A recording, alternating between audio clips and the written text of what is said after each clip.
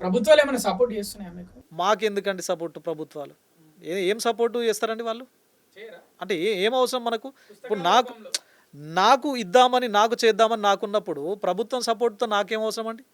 ప్రభుత్వం గనక సపోర్ట్ చేస్తే చాలా వెల్ అండ్ గుడ్. మొత్తం అసలు ఎవరైతే నిరుద్యోగులు ఉన్నారో వాళ్ళందరికీ ఫ్రీగానే సప్లై చేయమనండి ప్రభుత్వాన్ని. ఇంకా చాలా ప్రభుత్వానికి మంచి పేరు వస్తుంది కదా!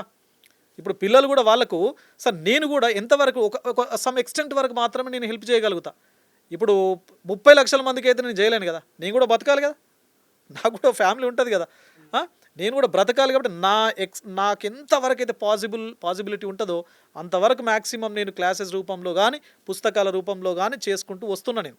ప్రభుత్వం మీరన్నట్టు చాలా బ్యూటిఫుల్ అండ్ ఇంపార్టెంట్ కాన్సెప్ట్ అది.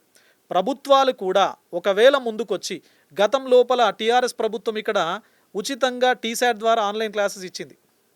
మన టీవీ గతంలో ఉండే. దాని ద్వారా ఆన్‌లైన్ క్లాసెస్‌ని ఉచితంగా ఇచ్చింది.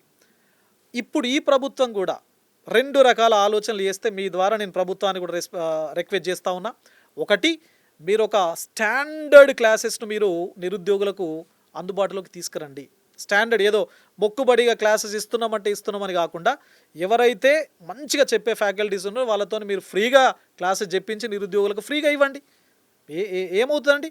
ఇప్పుడు ఇప్పుడు నిన్న ఏదో చిన్న ఫంక్షన్ లోపల 10,00,00,000 అయిందట. ఒక చిన్న ఫంక్షను ఓ 10 క్రోర్స్ బడ్జెట్ అలొకేట్ చేసిర్రు గవర్నమెంట్.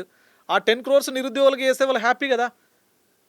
నువ్వు ఒక చిన్న గంట ప్రోగ్రామ్‌కు 10,00,00,000 అలొకేట్ చేసేటప్పుడు కంప్లీట్ ఒక 30,00,000 మంది నిరుద్యోగుల భవిష్యత్తుకు 10,00,00,000 అలొకేట్ చేస్తే తప్పేముందండి? ఇంకో 10,00,00,000 పుస్తకాలను వాళ్ళకి ఫ్రీగా ఇచ్చేసేయి. 10,00,00,000 ఆన్‌లైన్ క్లాసెస్ ఫ్రీగా ఇచ్చేయండి. ఓ 10,00,00,000 పెట్టి పుస్తకాలను ఫ్రీ ఇచ్చేయండి. మిమ్మల్ని జీవితాంతం గుర్తుపెట్టుకుంటారు కదా!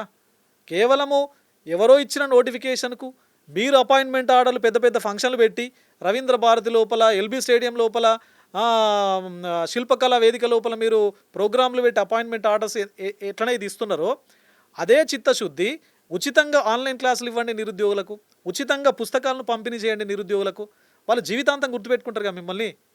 కాబట్టి మీ మీ ద్వారా మళ్ళీ రిక్వెస్ట్ చేస్తున్నా గవర్నమెంట్‌కి.